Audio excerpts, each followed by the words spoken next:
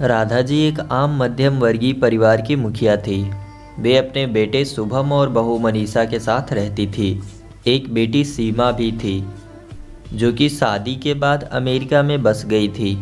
राधा जी के पति की मृत्यु बहुत समय पहले ही हो चुकी थी। शुभम और मनीषा की शादी को 5 साल हो गए थे, लेकिन अब तक उनकी कोई संतान नहीं थी।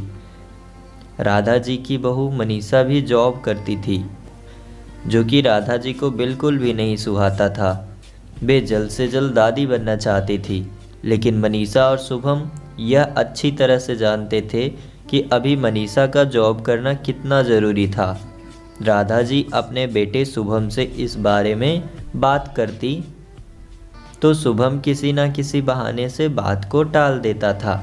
इसलिए वे मनीषा को ही परेशान करने के बहाने ढूंढती रहती थी, ताकि वह अपनी जॉब छोड़ दे। और अभी कोरोना काल में तो मानो उनके मन की मुराद ही पूरी हो गई थी।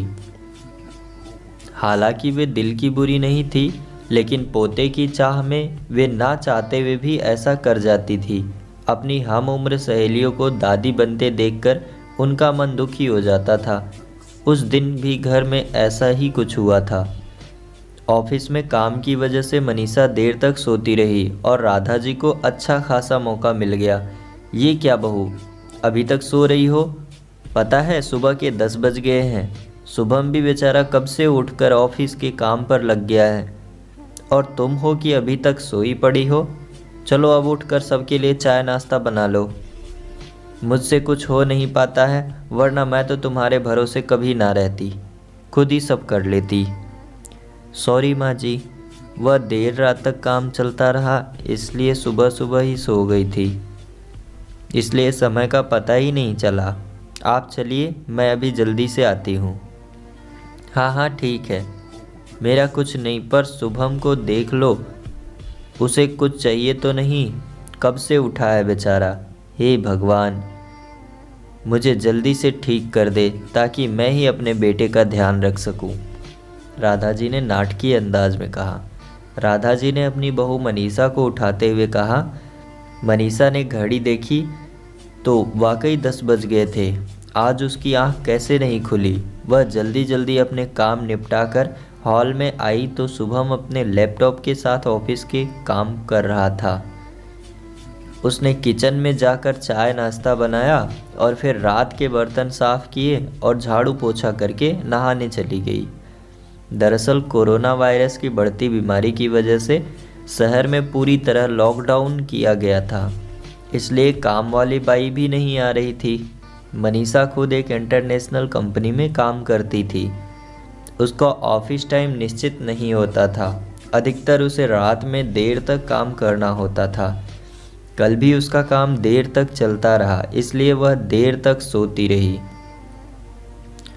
मनीषा नहाकर आई तो देखा कि उसकी सास अपने कमरे में अपनी सहेली से फ़ोन पर बात कर रही थी। बातचीत में अपना नाम सुनकर मनीषा सास की बात सुनने लगी। अरे शारदा, तुम भी अपनी बहू को ज़्यादा सर पर मत बैठाओ। बहू को ज़्यादा उड़ने दोगी तो कल को अपनी नौकरी के चक्कर में वह तुम्हें ही घर की नौकरानी बनाकर छोड़ेगी। मैं तो भाई शुरू से ही मनीषा के नौकरी करने के खिलाफ थी।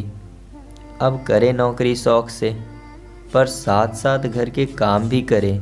मैं तो बदन दर्द का बहाना बनाकर बैठ जाती हूँ, नहीं तो सारे काम का बोझ मेरे सिर पर आ गिरता। मैं कोई मुफ्त की नौकरानी थोड़े ही हूँ। मैं तो कहती हूँ तुम भी यही किया करो। सास की बात सुनकर मनीषा की आंखों में आंसू आ गए। वह जिस सास को बीमार समझकर उनकी दिन रात सेवा करती हैं, उन्हें एक गिलास तक उठाने नहीं देती है, सारा दिन घर का और रात को ऑफिस का काम करके थकान से चूर होकर भी उफ तक नहीं करती, उसका यह फल मिला है। माना वे मेरी नौकरी के खिलाफ हैं, मगर यदि घर की किस्त नहीं होती तो वह भी कभी नौकरी नहीं करती। शुभम का बोझ कम करने के लिए ही तो वह नौकरी कर रही थी। खैर, अभी के मुश्किल समय में वह सास से किसी भी बात पर बहस नहीं करना चाहती थी जिससे घर का माहौल खराब हो। इसलिए वह उनकी बात को नज़रअंदाज करके वहाँ से चली गई। लेकिन उसकी नज़रों में राधा जी की इज्जत ज़रूर कम हो गई थी। दूसरे दिन सुबह सुबह राधा जी की बेटी सीमा का अमेरिका से फ़ोन आ गया। सीमा की सास उसके पास अमेरिका आई हुई थी। आदत के अनुसार राधा जी ने जैसे ही सीमा की सास की बुराई करनी चाही, वैसे ही सीमा ने उन्हें डपट दिया। माँ, आप बिल्कुल भी माँ जी के बारे में अनाप शनाप नहीं बोलेंगी। पता है आपके चक्कर में आकर मैंने उनके साथ कितना बुरा व्यवहार किया था, लेकिन आज मुझे उनकी कीमत पता चल गई है। तुम तो उनके यहाँ पर आने के कितने खिलाफ थी, मगर आज अगर वे यहाँ नहीं होती ना माँ, तो ना जाने हमारा क्या हाल होता। तुम्हें तो पता ही है कि मेरी नौकरी करना कितना ज़रूरी है। कोरोना ने यहाँ भी कहर ढाया है, घर से ही सब करना पड़ रहा है। किट्टू का बेबी केयर सेंटर भी बंद है। मैं और राजेश फुल टाइम बिजी रहते हैं। ऐसे में माँ जी ने अकेले ही किट्टू के साथ साथ पूरे घर का सारा काम संभाला हुआ है। मुझे कुछ भी नहीं करने देती है। अगर वे नहीं होती तो माँ हमारा क्या होता, यह सोचकर ही रोंगटे खड़े हो जाते हैं। सच में माँ, वे कोई साधारण महिला नहीं है, बल्कि मेरे लिए तो देवी के समान है, मेरे इतना अपमान करने के बावजूद। और सीमा रोने लगी। उसने फ़ोन कट कर दिया। सीमा की बात सुनकर राधा जी की भी आंखें भर आई। उन्हें अपनी भूल का एहसास हो गया था। मनीषा तो वाकई उनका कितना ख्याल रखती है। उनकी कड़वी से कड़वी बात का भी बुरा नहीं मानती, उल्टे जवाब भी नहीं देती है। वाकई अभी का समय तो एक दूसरे के हौसला देने का है, सारे गिले शिकवे भुलाकर एक दूसरे की मदद करने का है। तो फिर वे स्वार्थ में कैसे अंधी हो गई थी, इतना कैसे गिर गई थी कि ऐसे मुश्किल समय में अपने ही परिवार की सहायता नहीं कर सकती। उन्होंने उसी समय मनीषा को बुलाकर उसके सिर पर प्यार से हाथ फेरते हुए कहा, मनीषा, आज से घर के काम की आधी जिम्मेदारी मेरी रहेगी। मैं आज तक तुम्हें जो भी कहा और किया उसके लिए सॉरी।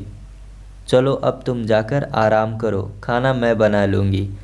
इधर सास का बदला हुआ स्वरूप देखकर मनीषा की भी आंखों में खुशी के आंसू आ गए और अपनी सास के प्रति उसके मन में फिर से पहले वाला सम्मान वापस आ गया था। शायद हमारे जीवन में मुश्किल समय आता ही इसीलिए है कि हमें एक दूसरे की अहमियत का पता चले। दोस्तों, अपनी गलतियों का एहसास होने और आगे बढ़कर माफ़ी मांगने से वाकई इंसान छोटा नहीं बल्कि बहुत बड़ा हो जाता है, राधा जी की तरह।